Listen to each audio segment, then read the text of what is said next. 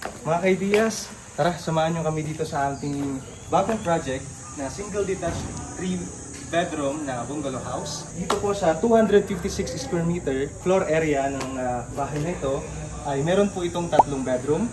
Meron po tayo ditong laundry area, dirty kitchen, living, kitchen at iba pa. Tara samahan nyo kami. At ngayon, mga kaidiyas, sasamahan tayo ni Architect Noralie para i-walk through tayo dito sa project natin. Noralie. So, nandito po tayo ngayon sa ating main hallway. And as you can see po, ang ceiling height natin is napakataas, which is 11 feet po siya. And then meron po tayong 4 center lights, napaka-unusual kasi modern po siya with a touch of old vibes po sa ating. Dito po tayo sa ating second hallway. Unahin po natin ang bedroom 2. Ang bedroom 2 po natin is meron po tayong king size bed with a 2-side table, and then kung mapapansin po niyo yung ilaw, meron po siyang rattan, and then ang ating closet, especially itong closet is naka-inset siya sa wall, flushed siya, so nag-blend siya talaga to seamless. And then meron din tayong big enough the window with grills sa loob. At black finish po siya. So, mapapansin nyo, black finish lahat ng ating hardwares. So, next po natin. Before mag-go po tayo sa ating bedroom 1, kung napansin po ninyo ang ating tile. So, matte po siya, and then matte din po ang ating wall paint finish. So, kung ma-observe po ninyo lahat ng ating makikita sa inside ng bahay is matte finish po siya. And then, as you can see, meron din po tayong owning window. So, pasok po tayo sa ating bedroom 1. Different po niyan sa kabila is meron po itong study table with enough space. So, napakaganda po ng location ng ating study table. May view po siya sa labas. Makikita po niya ang mga landscapes and then pag nag-study. So, next naman po natin is, let's go to the shared bathroom. Dito naman po sa ating shared bathroom, kung ma-observe po ninyo, meron tayong admitting mirror. So, nag-change po siya into 3 different lights. Yan, and then of course, black ulit, black finish, faucet, and quartz, white, para malinis. And then, inset, drawers, cabinet. And dito po sa ating shower area, meron po tayong shower glass. Frosted po siya, papansin nyo, for privacy na din. And then here, sa ating shower area, pinaka-main area ng ating bathroom, meron po tayong linear drain, mga gamit dyan. And then this one, water-resistant blind. And nagamit po tayo ng ganito for privacy outside kasi yung kapitbahay po natin is mas mataas ang level nila compared dito sa house. Next naman po, let's go sa ating powder room. So, this house has a powder room, as you can see. Used quartz, and then same pa rin, inside drawer cabinets. Finish is very simple.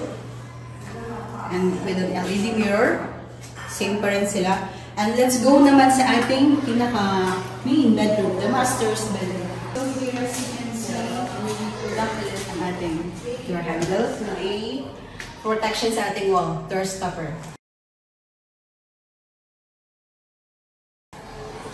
So here naman, kung papansin nyo, same rattan lights, napaka-simple, pero mas malaki siya compare sa ating nagamit na central lights sa bedroom.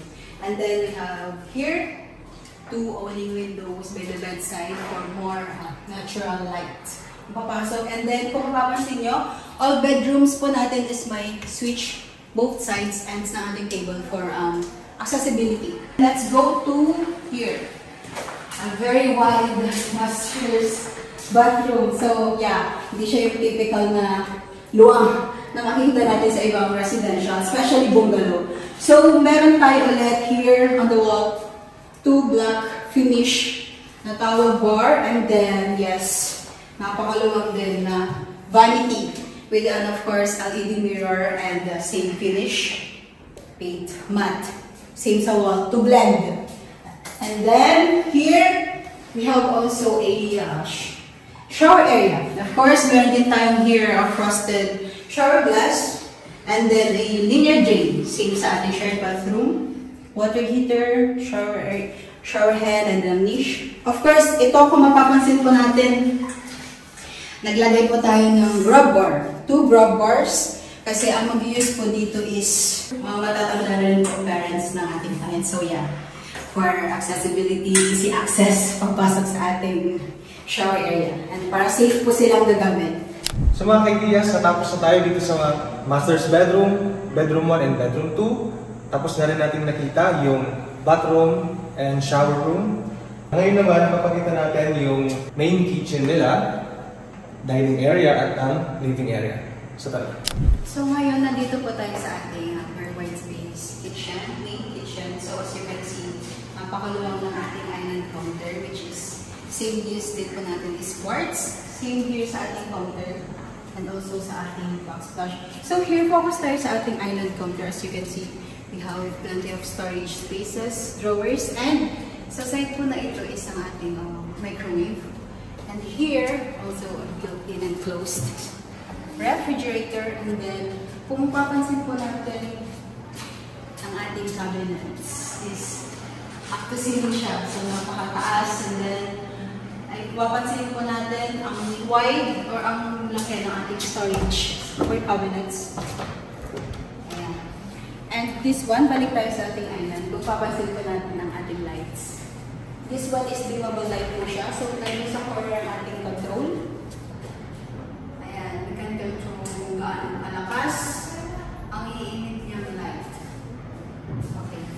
One of our clients' request para sa ating design sa loob. Here, pupunta tayo sa ating space, dining area. This one is request nating client na i-maintain. So here, andito po ang ating switch.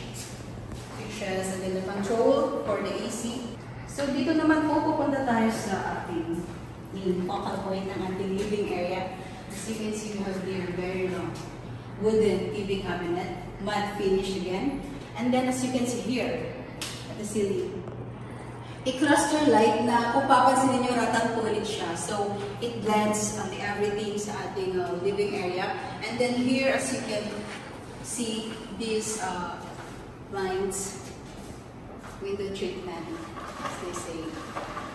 Ang kulay po niya is specifically and determined by our client. So, napakaganda ng fabric niya. It blends totally sa ating wall finish.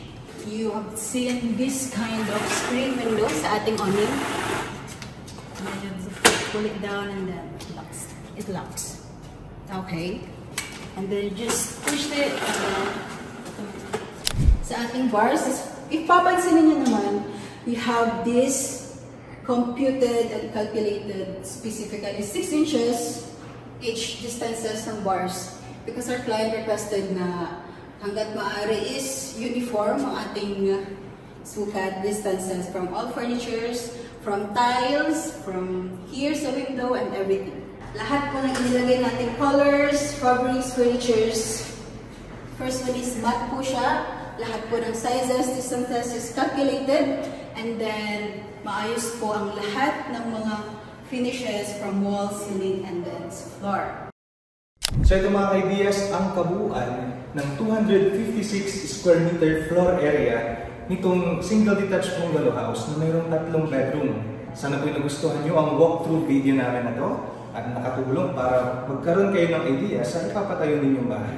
Ngayon po, kung interested po kayo sa mga ganitong klase ng mga content at ganitong klase po ng design ng bahay, huwag po kayong mahihiyang kontakin kami, itong Kaylins Construction Company, para matulungan namin kayo. Nasa baba ang description ng contact details namin para makausap namin kayo. So maraming salamat po.